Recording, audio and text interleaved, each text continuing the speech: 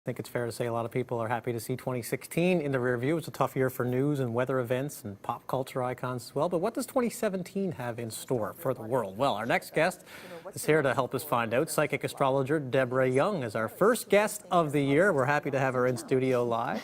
She is a well-known astrologer with over 20 years experience in the field, and a lot of folks around this region know her quite well.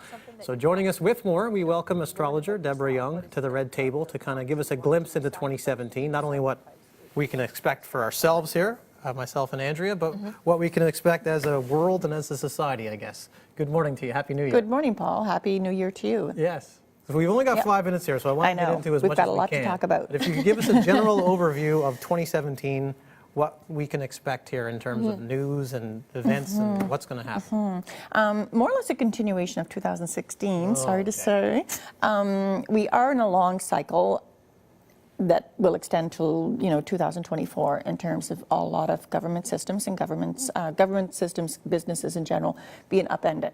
Our current systems are not working, and that's being uprooted, and all the rot is being exposed, that type of thing. So that trend is going to continue. Unfortunately, terrorism is going to continue. We as individuals have to find a way of grounding ourselves, taking decent care of ourselves, looking out after each other, because the crises will continue. What's difficult for people that struggle with anxiety, for example, is that we haven't had any big pauses between crises, right? The crises just keep coming and keep coming and keep coming, and it's quite overwhelming. So we have to find ways of there's an energy that changes in March, for example, where, okay, now we're instructed to kind of learn how to play again. To have fun, to actually play. We're to connect with our heart and have fun.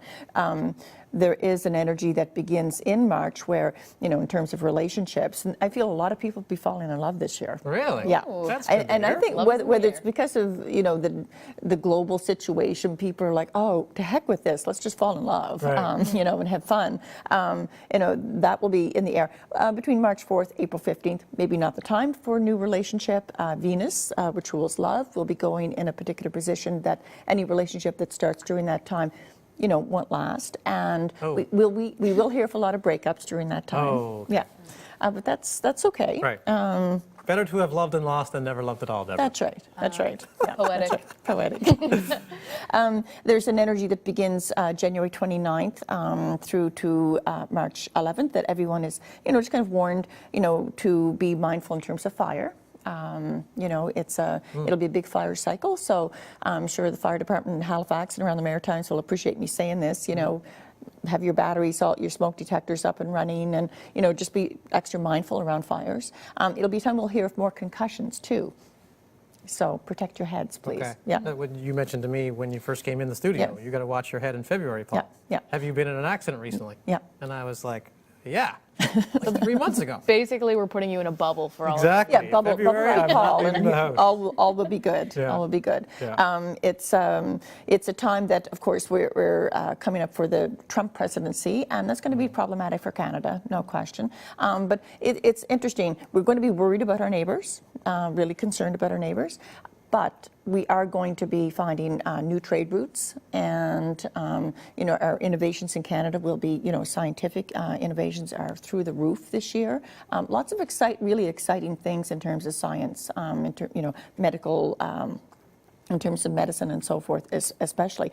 We are still going to be grappling with the opioid crisis, unfortunately. The planet Neptune is in Pisces, and Neptune Pisces is beautiful in terms of, connecting with spirit and so forth.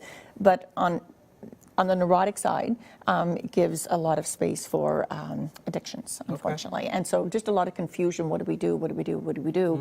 And so it's going to remain a problem, but certainly more attention being paid to it. And a different way of looking at drug addiction rather than they're bad people. They're people that are struggling. And how can we compassionately help them? Okay. Yeah. We've got about a minute to a minute and a half left. I know it goes by so quick, but instead of getting into our individual lives, this show will be entering its 4th year at the end of this month. Awesome. What does the future hold for Global News Morning? Interesting. I think it's going to be, kind of finding new fire.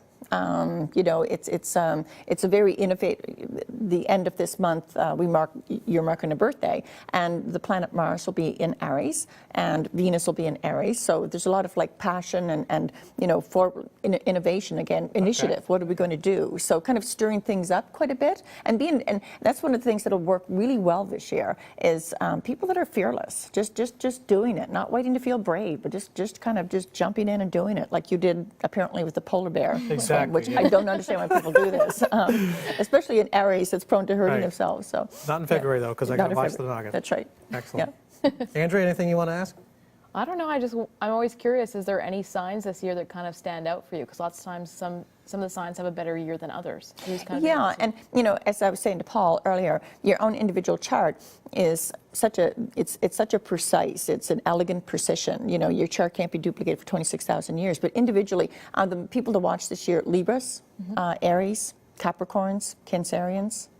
They're coming for a big, lots and lots of change. And of course, we have eclipses coming up in February, and those are game changers, Wow. always. Interesting. If anyone wants to get in touch with you, Deborah, to learn more about their future and what it holds for them, how can they do Best it? to go through the website, deborahyoungastrology.com, and of course, I teach classes and offer workshops too. Excellent. Yeah. We'll have you back on the show. This was very interesting. Thanks so much. Great to be here. And a Happy New Year to you. Thank you. And a Happy New Year to you, too. To find out more information about Deborah Young Astrology, you can go to her website. It's right there on your screen, and also at Deborah Astro on Twitter as well.